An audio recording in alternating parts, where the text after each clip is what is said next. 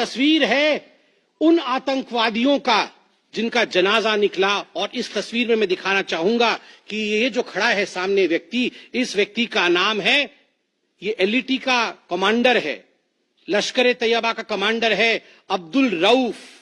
अब्दुल रऊफ जो खुद एक स्पेशली डेजिग्नेटेड ग्लोबल टेररिस्ट, जिसको यूएस के ट्रेजरी बेंच ने डेजिग्नेट कर रखा है, अमेरिका के ट्रेजरी बेंच ने इसे आतंकवादी घोषित कर रखा है, वह सामने खड़ा है जनाजे में। और उसके पीछे जो खड़े हैं, मैं एक एक करके नाम पढ़ता हूं। लेफ्टिनेंट जनरल फैयाज हुसैन शाह, जो कि लेफ्टिनेंट जनरल है पाकिस्तान आर्मी के। मेजर जनरल राव इमरान सरताज, जो कि मेजर जनरल है पाकिस्तान आर्मी के। ब्रिगेडियर मोहम्मद फुरकान शब्बीर, पाकिस्तान आर्मी के। Doctor Usman Anwar, IGP Punjab. और मलिक सोहेब अहमद बर्त, member of provincial assembly of Punjab. ये बड़े बड़े लोग, तथाकथित सरकार के बड़े बड़े लोग पाकिस्तान के आतंकवादियों के जनाजा में शामिल होने आए हैं। और जनाजे को लीड कर रहा है एक आतंकवादी डेजिग्नेट, लश्कर तैयबा का आतंकवादी था। वो मरकज तैयबा का जो मुरीदके में है, उसका इंचार्ज था। जब वो मरा तो उसके गार्ड ऑफ ऑनर, उसका जो जनाजा निकला, उसमें पाकिस्तान के आर्मी के अधिकारी थे, पाकिस्तान आर्मी के चीफ थे, पंजाब सीएम मरियम नवाज भी उसमें रही। आप सोचिए, ये एक सरकारी जमीन पर हुई और तमाम बड़े लोग, सरकारी लोग पाकिस्तान के उसमें शामिल हुए, जिससे कि यह सिद्ध होता है कि terror and the sponsors of terror are hand in glove together. आतंकवादी और जो आतंकवादियों को बढ़ावा देने वाले, वो एक साथ काम करते हैं।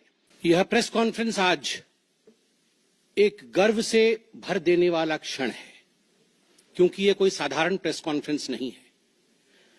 मैं बैठा जरूर भारतीय जनता पार्टी के कक्ष में हूं, हेड ऑफिस में हूं, मगर मुझे लगता है मैं केवल एक भारतीय जनता पार्टी के प्रवक्ता के नाते नहीं, केवल भारतीय जनता पार्टी के एक सांसद या कार्यकर्ता के नाते नहीं, एक भारतीय के नाते, एक इंडियन के नाते आज ये प्रेस कॉन्फ्रेंस कर रहा हूं।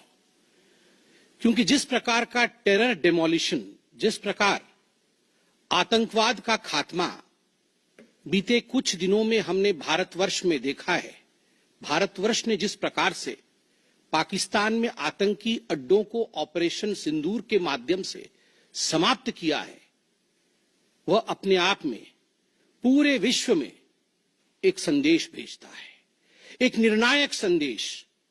आतंकवाद के खिलाफ लड़ाई के विरोध, आतंकवाद के खिलाफ एक निर्णायक संदेश।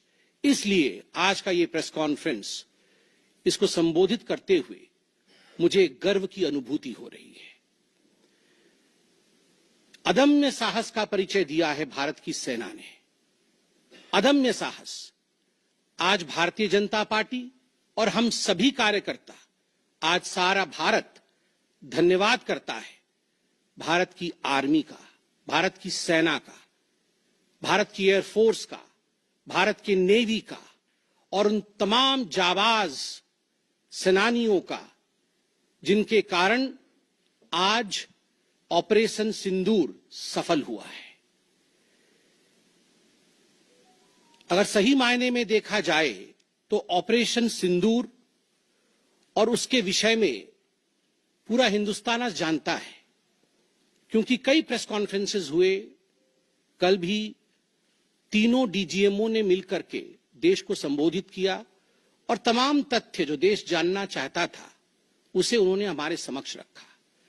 मगर मुझे लगता है कि एक आम नागरिक के भाषा में, बहुत साधारण भाषा में आज मैं आपको बताना चाहूंगा कि ये जो ऑपरेशन सिंदूर हुआ है, किस प्रकार से इससे हिंदुस्तान आतंकवाद के खिलाफ लड़ने में एक निर्णायक भूमिका हिंदुस्तान ने अदा किया है।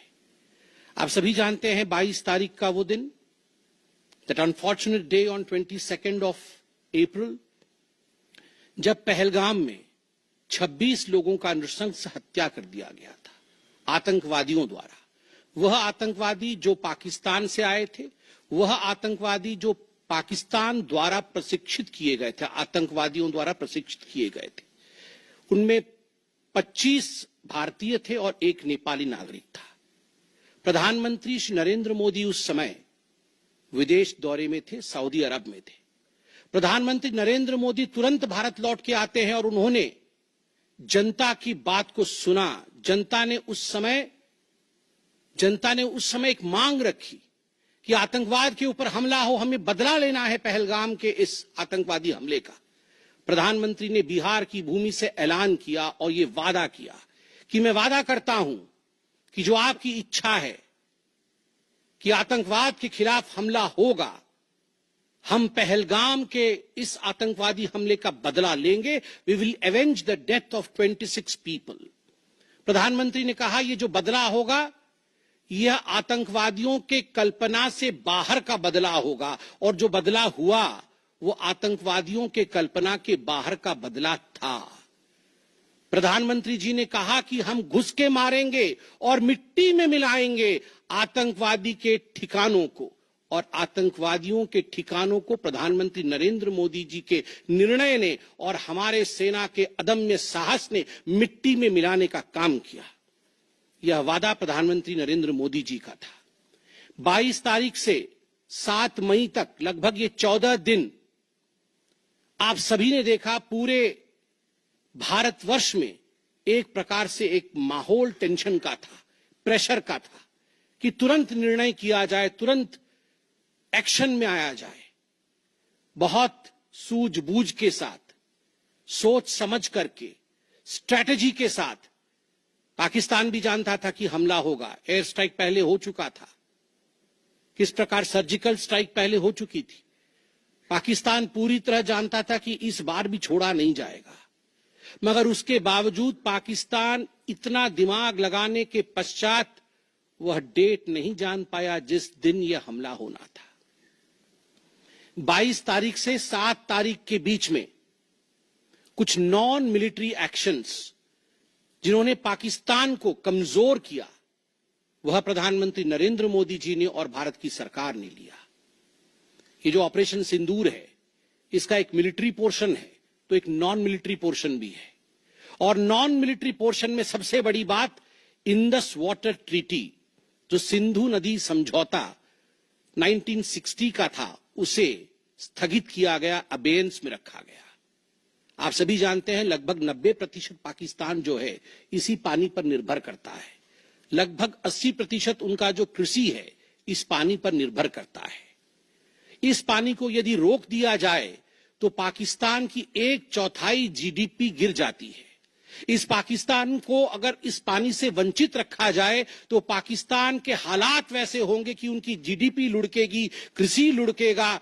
केवल कृषि और जीडीपी नहीं, उनके पावर कट्स होंगे और इस प्रकार का माहौल पाकिस्तान में पैदा होगा कि पाकिस्तान एक फ्रजाइल स्टेट के रूप में, अभी भी फ्रजाइल है, और फ्रजाइल स्टेट के रूप में वो सामने आएगा। झेलम और चनाब अब संपूर्ण रूप से भारत सरकार के अधिकार में है, अधिकार क्षेत्र में है।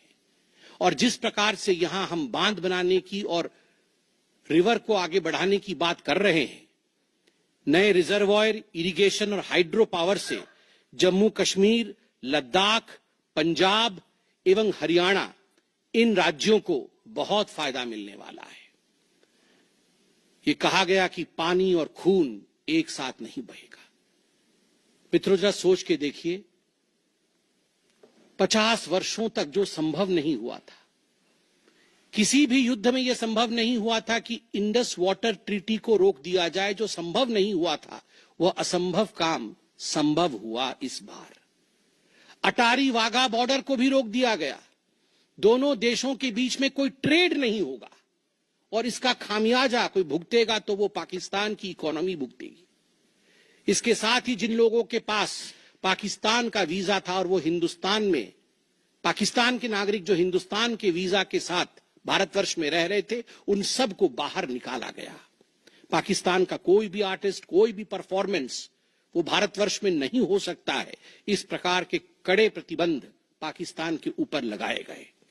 माननीय प्रधानमंत्री श्री नरेंद्र मोदी जी ने लगभग 20 देशों के राष्ट्राध्यक्षों से सीधी बातचीत की, how to isolate Pakistan, how to fight against terrorism.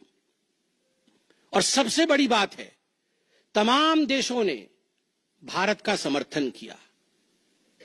Saudi Arab, UAE, US, आप सोचिए इस्लामिक वर्ल्ड के बड़े देश हैं सऊदी अरब और यूएई, इन्होंने भारतवर्ष का पूर्णतः समर्थन किया।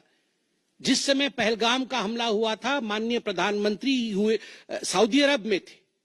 सऊदी अरब के अपने दौरे को जब वो छोड़ के आए, तब उनको वहां एश्योरेंस दिया गया कि आप जाइए, हम आपके साथ खड़े हैं, वी सपोर्ट यू, हम टेरर के खिलाफ आपके साथ कंधे से कंधा मिला के लड़ेंगे।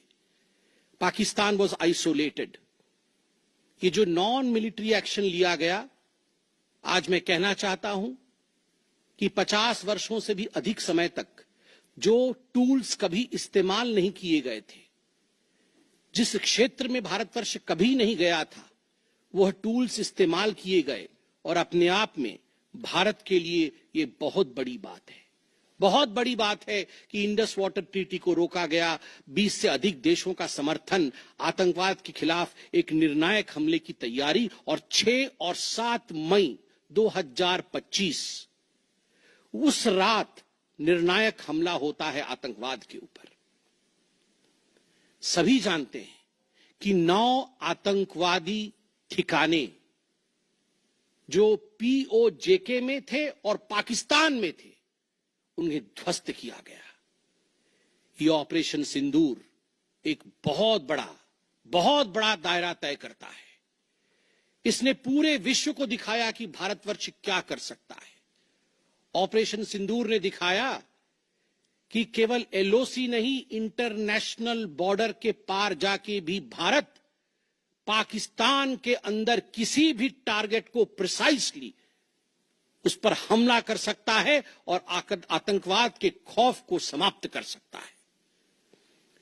इस पूरे ऑपरेशन का लक्ष्य क्या था, इसे समझने की आवश्यकता है। लक्ष्य क्या था? क्या हमने लक्ष्य की पूर्ति की? What was the aim of operation Sindoor? Did we achieve what we aimed for? क्या लक्ष्य था?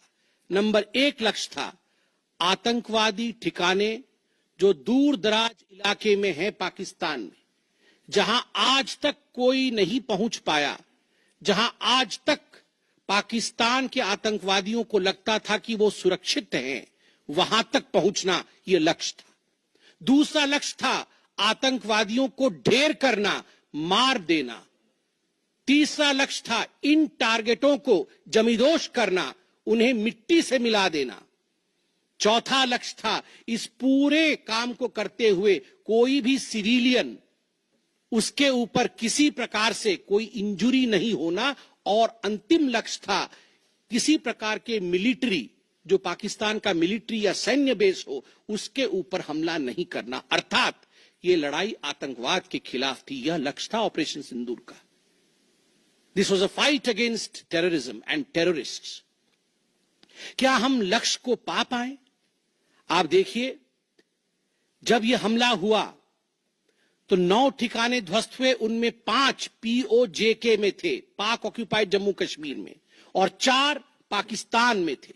सबसे बड़ी बात है, पहली बार पंजाब प्रोविंस, जो कि पाकिस्तान का एक बहुत स्ट्रेटेजिक लोकेशन है, पंजाब प्रोविंस उनका हृदय है पाकिस्तान का, उसके अंदर भारतवर्ष घुस करके आतंकवादियों का सफाया करता है। यह अपने आप में छोटी बात नहीं है।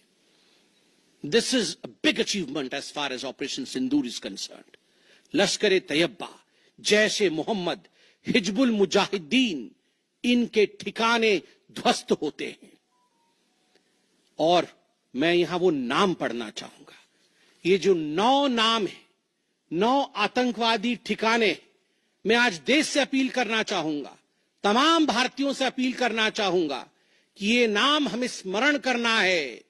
आने वाले 100 वर्षों तक हमें इन नामों को याद दिलाते रहना है, दोहराना है। जब भी आतंकवाद सर उठाए तो हमें ये चित्र दिखाने हैं कि तुम्हारा क्या हश्र किया था ऑपरेशन सिंदूर ने, भारत की सेना ने, भारत की राजनीतिक इच्छा शक्ति ने और भारतीयों ने। इसलिए मैं नाम पढ़ना चाहूंगा। सवाई नाला कैंप मुजफ्फराबाद जो पीओजेके में है, 30 किलोमीटर दूर है एलओसी से, उसे ठिकाना लगाया गया लश्कर तोयबा का ट्रेनिंग सेंटर था। 20 अक्टूबर 2024 सोनमर्ग में और 24 अक्टूबर 2024 गुलमर्ग में जो आतंकी हमले हुए थे उसमें यहां से आतंकवादी आए थे। और सबसे बड़ी बात, 22 अप्रैल 2025 को जो आतंकवादी आकर पहलगाम में हमारे नागरिकों को मार के गए थे, हमारी बहनों के माथे से जिन्होंने सिंदूर पोंछने का काम किया था, उनका प्रशिक्षण भी इसी केंद्र में हुआ था, सवाई नाला कैंप मुजफ्फराबाद। सैयदाना बिलाल कैंप मुजफ्फराबाद, ये जैसे मोहम्मद का ट्रेनिंग सेंटर था, ये दूसरा कैंप जो ध्वस्त हुआ। गुलपुर कैंप कोटली, ये एलओसी से 30 किलोमीटर दूर था, लश्कर तैयबा का बेस था। और 20 अप्रैल 2023 को पुंछ में, 9 जून 2024 को जो तीर्थ यात्री को बस में हमला करके मारने का काम किया था आतंकवादी, यहां गुलपुर कैंप से आए थे जो कोटली में है, उसे ध्वस्त किया गया। बरनाला कैंप बिरगढ़, बरनाला कैंप जो 9 किलोमीटर दूर है एलओसी से, उसे समाप्त किया गया। अब्बास कैंप कोटली जो 13 किलोमीटर दूर है एलओसी से, लश्कर तैयबा का फिदाइन सेंटर है और 15 आतंकवादियों को एक साथ ट्रेन कर सकता है, उसे ध्वस्त करके गिराया गया। सरजाल कैंप सियालकोट अंतर्राष्ट्रीय सीमा से 6 किलोमीटर दूरी पर है, इंटरनेशनल बॉर्डर से। सांबा कठुआ के सामने है। और मार्च 2025 में जम्मू और कश्मीर पुलिस के 4 जवान शहीद हुए थे, उनको मारने का काम इन्हीं आतंकवादियों ने किया था जो सरजाल कैंप से आए थे सियालकोट के, उस कैंप को ध्वस्त कर दिया गया। महमूना जाया कैंप सियालकोट जो कि 12 से 18 किलोमीटर इंटरनेशनल बॉर्डर से दूर है, मैं एलओसी की बात नहीं कर रहा हूं, इंटरनेशनल बॉर्डर से, और हिजबुल मुजाहिदीन का अड्डा है, बहुत बड़ा कैंप है। कठुआ और जम्मू क्षेत्र में जो भी आतंकवादी गतिविधि होती है, सियालकोट के इस मजनूमा जाया कैंप से आतंकवादी भेजे जाते हैं। भारतवर्ष ने उसे ध्वस्त किया। मरकज तैयबा मुरीद के जो कि अंतर्राष्ट्रीय सीमा से 18 से 25 किलोमीटर दूर है, 2008 के मुंबई का जो हमला हुआ था 26/11 के नाम से जिसे हम जानते हैं, उसमें जो आतंकवादी आए थे अजमल कसाब और डेविड हेडली, उनकी ट्रेनिंग मरकज तैयबा मुरीद के में हुआ था। और आज मैं फक्र के साथ कह सकता हूं, गर्व के साथ कह सकता हूं कि भारत की सेना ने, भारत की राजनीतिक इच्छा शक्ति ने और भारतीयों ने मरकज तैयबा मुरीद के को ध्वस्त किया है, समाप्त किया है। मरकज सुभान अल्लाह बहावलपुर इंटरनेशनल बॉर्डर से 100 किलोमीटर की दूरी पे है। विश्व में किसी ने ऐसा नहीं सोचा होगा, पाकिस्तान ने तो सपने में भी नहीं सोचा होगा कि भारत की सेना के पास, भारत की एयरफोर्स के पास और भारत के राजनेताओं के पास ऐसी इच्छा शक्ति होगी कि इंटरनेशनल बॉर्डर से 100 किलोमीटर दूर घुस के वो हमारे आतंकी अड्डे को ध्वस्त कर सकते हैं। मरकज सुभान अल्लाह जो कि जैशे मोहम्मद का मुख्यालय था, उस मुख्यालय को भारत की वायुसेना ने ध्वस्त किया। यह कोई छोटा विषय नहीं है। यह बहावलपुर एक ऐसा स्थान है जहां यूनाइटेड स्टेट्स, यूएस भी अपने ड्रोन नहीं भेज पाया था। उस जगह पे भारत घुस के मारता है। आज का भारत, आज का नया भारत यही है। ये नाम, जो 9 नाम मैंने पढ़े, हमें याद रखने चाहिए, मगर उन नामों के साथ मैं कुछ और भी बताना चाहता हूं। जो आतंकवादी मारे गए, एक लक्ष्य था आतंक के ठिकानों को, आतंक के अड्डों को सफाई करना, ध्वस्त कर देना। दूसरा लक्ष्य था ऑपरेशन सिंदूर का, आतंकवादियों को चुन चुन कर मारना, उन्हें मिट्टी में मिलाना। 100 से अधिक आतंकवादी मारे गए, 100 से अधिक। मैं कुछ आतंकवादियों के नाम पढ़ता हूं जिनको कि हम डिस्कस करते थे डिबेट्स में, टीवी पे, यूएन में, जिनको कि यूएस ने भी कंडेम कर रखा था। मैं नाम पढ़ रहा हूं। मुदस्सर कादियान खास उर्फ मुदस्सर उर्फ अबू जुंदाल। अबू जुंदाल नाम से हम जानते थे इस आतंकवादी को, और जो लश्कर तैयबा का आतंकवादी था वो मरकजे तैयबा का जो मुरीदके में है उसका इंचार्ज था।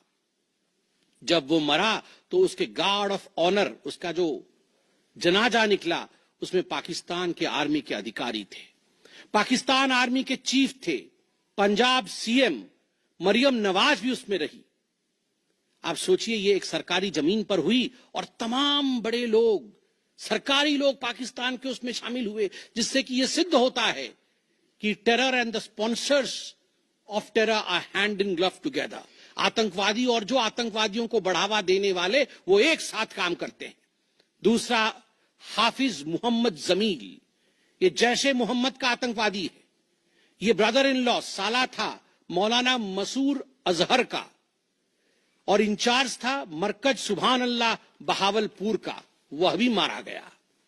तीसरा आतंकवादी मोहम्मद यूसुफ अजहर उर्फ उस्ताद जी उर्फ मोहम्मद सलीम उर्फ घोशी साहब, जैसे मोहम्मद का नामी आतंकवादी, और यह भी मौलाना मसूद अजहर से जुड़ा हुआ था, और यह वेपन ट्रेनिंग देता था जैशे मोहम्मद का। और सबसे बड़ी बात, IC 184 के हाईजैकिंग में इसका हाथ था। IC 814 के हाईजैकिंग में इसका हाथ था, वह भी मारा जाता है। चौथा आतंकवादी खालिद उर्फ अबू अक्स का।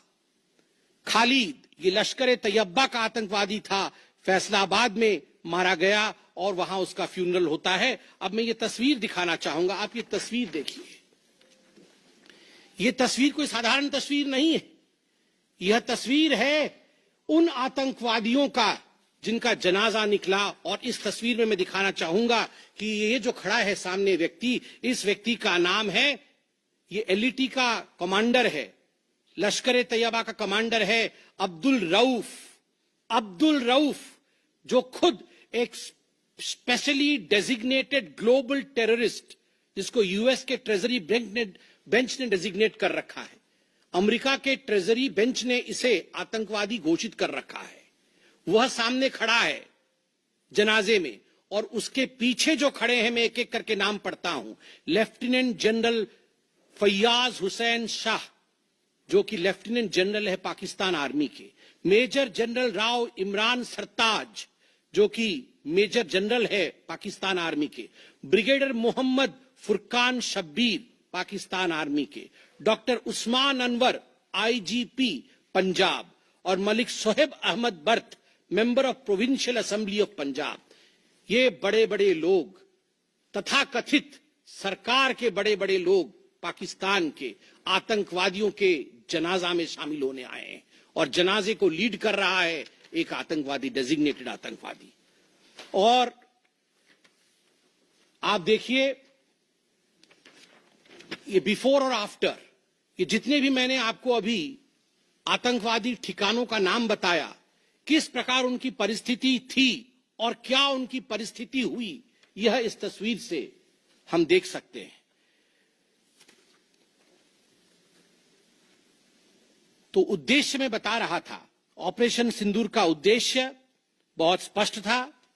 उसका उद्देश्य था आतंकवाद के ठिकाने को ध्वस्त करना, आतंकवादियों को मारना और आतंकवाद के खिलाफ एक संदेश भेजना, और उसमें हम सफल हुए। पहली बार एक बात पूरे विश्व ने देखा कि पाकिस्तान का हर इंच भारत के पहुंच के अंदर है। कोई कोना पाकिस्तान का ऐसा नहीं है जो भारत के पहुंच से बाहर हो। और आप सोच के देखिए, पाकिस्तान का एयर डिफेंस सिस्टम फेल हो जाता है। पाकिस्तान का एयर डिफेंस सिस्टम फेल हो जाता है जिस समय 6 और 7 के रात के बीच ये पूरी कार्यवाही हो रही थी। रफाल विमान द्वारा स्काल्प और हैमर मिसाइल्स के माध्यम से 23 मिनट के अंदर, 23 मिनट्स के अंदर एक विंडो था, जिस विंडो के अंदर ये 9 के 9 आतंकवादी ठिकाने उन्हें ध्वस्त कर दिए गए। 23 मिनट में पूरा विश्व ने देखा कि भारत क्या कर सकता है। मुझे लगता है पूरे विश्व में इस प्रकार से 23 मिनट के अंदर इतने प्रेसिशन के साथ आतंकवादी ठिकानों पर हमला किसी देश ने पहले किया होगा। और जब ये पूरा एक्सरसाइज समाप्त हुआ, उसके बाद जब हमारे एमईए ने, हमारी आर्मी ने प्रेस कॉन्फ्रेंस किया, तो उसमें कुछ 4 शब्द बहुत महत्वपूर्ण थे। वो 4 शब्द हैं controlled, precise, measured, non escalatory. हमने ये जो 9 अड्डे ध्वस्त किए वो कंट्रोल्ड तरीके से ध्वस्त किए। प्रिसाइज, कोई सिविलियन अड्डा या कोई मिलिट्री टारगेट नहीं था, प्रिसाइज टारगेट था, आतंकवादी ठिकाने, उनको ध्वस्त कर दिए। मेजर्ड, जितना ध्वस्त करना था उतना ध्वस्त किया, उसके अगल बगल के किसी स्ट्रक्चर को ध्वस्त नहीं किया। जहां आतंकवादी थे उनके ठिकाने में घुस के उनको मार के निकले। और नॉन एस्केलेटरी मतलब युद्ध को बढ़ाने वाला नहीं, नॉन एस्केलेटरी, क्योंकि the primary escalation was Pahalgam. जो मूल एस्केलेशन था वो 22 अप्रैल को पहलगाम में पाकिस्तान ने किया था, हमने रिएक्ट किया नॉन एस्केलेटरी। ये 4 शब्द अपने आप को परिभाषित करते हैं कि ऑपरेशन सिंदूर का लक्ष्य क्या था। ऑपरेशन सिंदूर का जो लक्ष्य था, ऑपरेशन सिंदूर ने उसे 100% पूर्ण किया, 100% पूर्ण किया। इसलिए आज हिंदुस्तान, भारतवर्ष गर्व के साथ कह सकता है कि ऑपरेशन सिंदूर एक ऐसा ऑपरेशन था जो 100% सक्सेसफुल था। और जितने हमारे जाबाज पायलट्स गए थे राफेल के साथ, उतने लौट के आए और आतंकवादी ठिकानों को ध्वस्त करके आए, और किसी सिविलियन को नहीं मारा, किसी मिलिट्री बेस को नहीं मारा।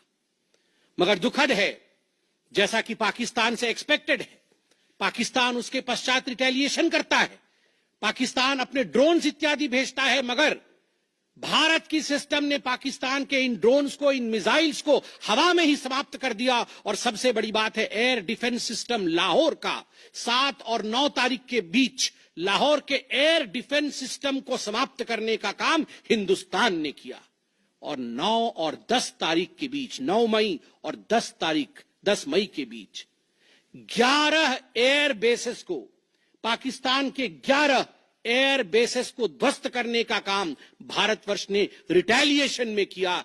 जब पाकिस्तान ने भारतवर्ष के ऊपर एस्केलेशन किया तो भारतवर्ष ने 11 एयर बेसेस को समाप्त किया। इन एयर बेसेस के नाम भी हमें याद रखने चाहिए। तमाम भारतीयों को वो 9 नाम आतंकवादी ठिकाने याद रखने चाहिए, स्मरण होना चाहिए।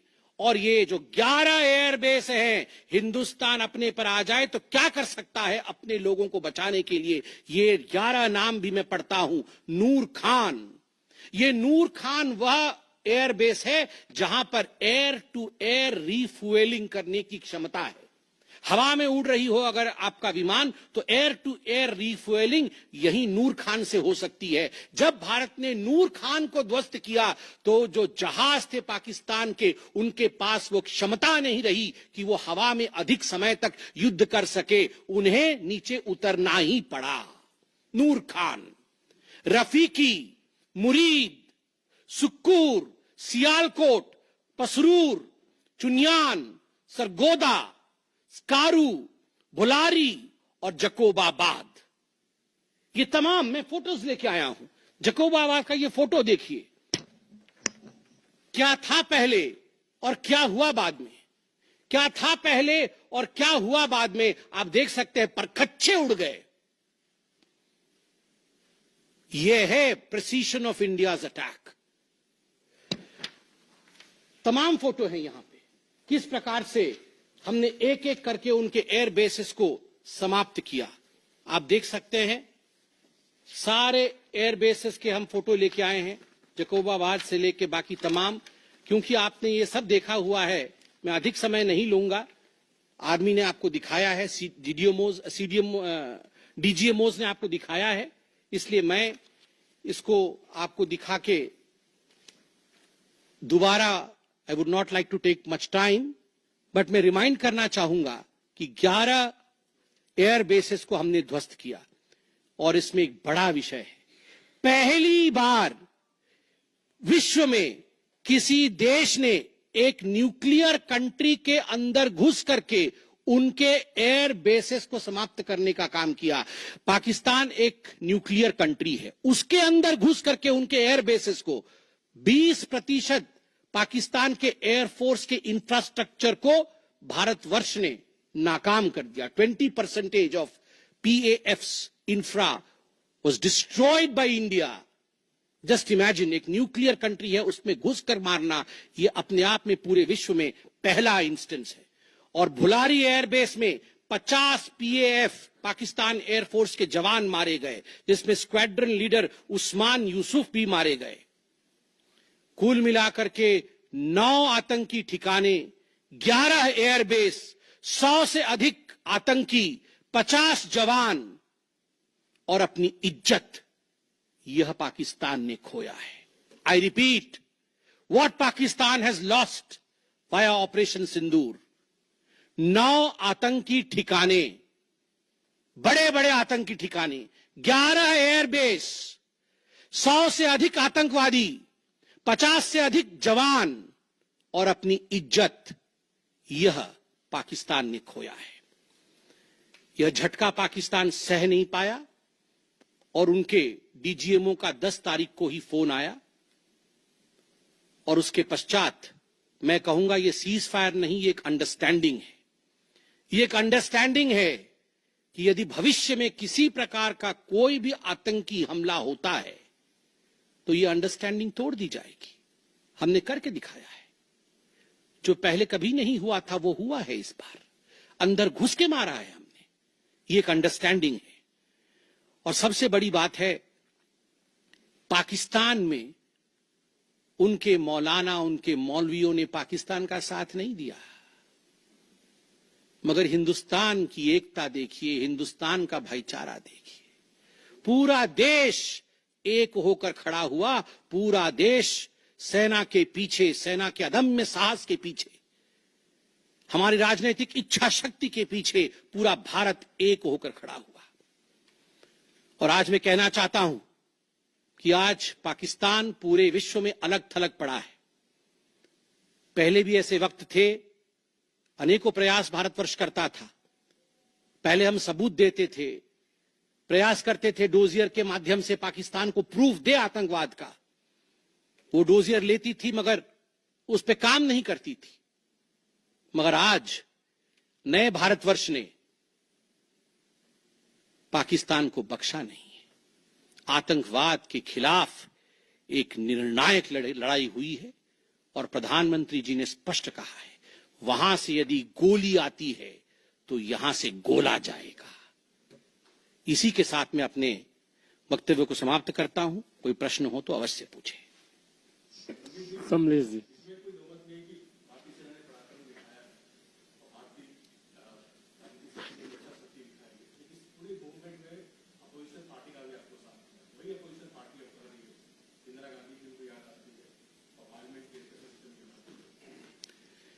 देखिए, मुझे लगता है आज का दिन पूरे भारत का दिन है। मैं ऐसा नहीं कहूंगा कि आज मैं भारतीय जनता पार्टी के प्रवक्ता के नाते कह रहा हूं।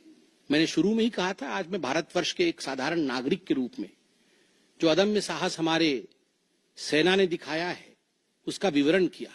पाकिस्तान ने क्या खोया है और हिंदुस्तान ने क्या पाया है वो मैंने आपको दिखाया है।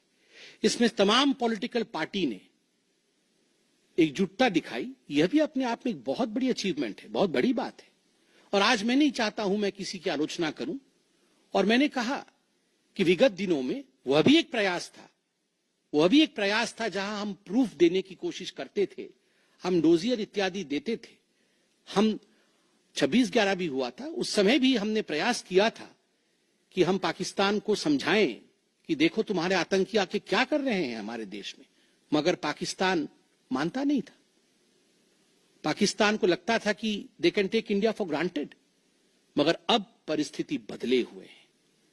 अब कोई हिम्मत नहीं कर सकता है इंडिया के ऊपर आंख उठा के देखने का। आमोद राय।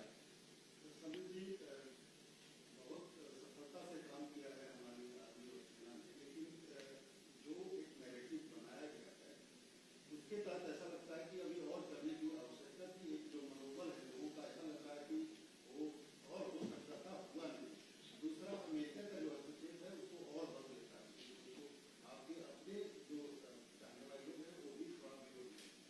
आपके दो प्रश्न हैं। पहला प्रश्न है कि बहुत सारी सफलताएं रहीं, मगर लोगों के मन में और की इच्छा थी। दूसरा प्रश्न हस्तक्षेप को लेकर है। मैं दोनों का सटीक उत्तर दूंगा। नंबर एक, मैंने आपको इस प्रेस कॉन्फ्रेंस के माध्यम से आरंभ में ही बता दिया कि ऑपरेशन सिंदूर का लक्ष्य क्या था।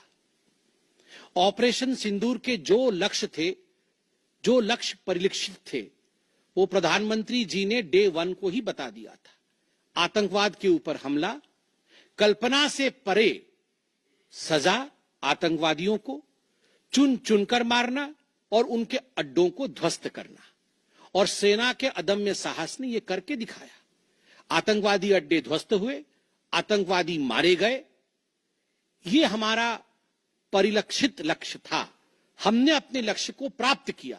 और जिस समय एस्केलेशन भी नहीं हुआ था, उससे पहले ही हमने वो जो 4 शब्द प्रयोग किए, जिसका मैंने यहां विवरण रखा कि कंट्रोल्ड था, मेजर्ड था, प्रिसाइज था, नॉन एस्केलेटरी था, तो भारतवर्ष ने अपने लक्ष्य को पहले से ही निर्धारित किया हुआ था।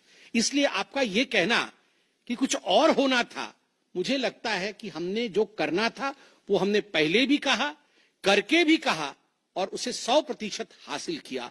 Operation Sindoor was 100% successful operation. 100% सफलतापूर्वक किया गया एक मुहिम था, एक ऑपरेशन था ऑपरेशन सिंदूर। जनेंद्र सर, जो आपसे पूछा भी गया वो दूसरा तो होता है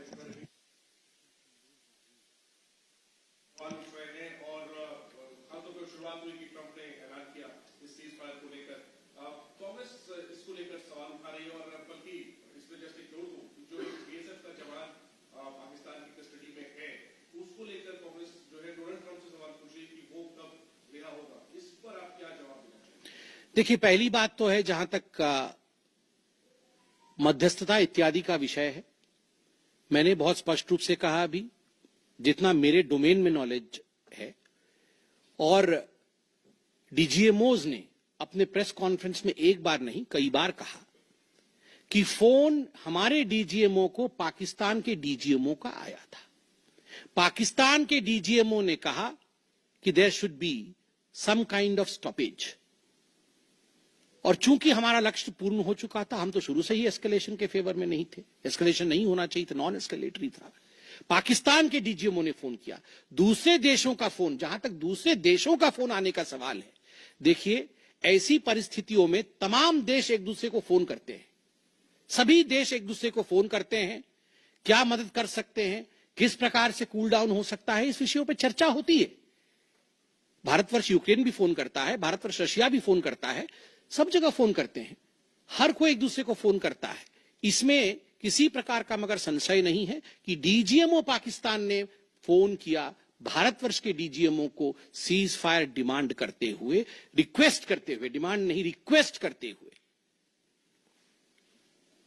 और कोई प्रश्न? दृष्टि एक मिनट सर, एक मिनट जवाब दे दूंगा। दृष्टि सर, आपने अभी कहा कि सफलतापूर्वक अंजाम दिया ऑपरेशन सिंदूर को, लेकिन वायुसेना ने कहा है कि ऑपरेशन अभी जारी है। बिल्कुल, ऑपरेशन अभी जारी है। और मैंने कहा, माननीय प्रधानमंत्री जी ने स्वयं कहा है, गोली आएगी तो गोला जाएगा। तो अगर गोली आएगी तो गोला जाएगा। तो इसलिए ऑपरेशन सिंदूर समाप्त नहीं हुआ है। इंतजार कि अगर आंख उठाया तो उसका जवाब दिया जाएगा। देखिए, ये आपको क्या लगता है, इन प्रश्नों का जवाब कि जंग के लिए हमारी क्या तैयारी है, इसका जवाब प्रवक्ता देंगे। इसका जवाब तो जहां उचित फोरम में होना चाहिए वो देंगे।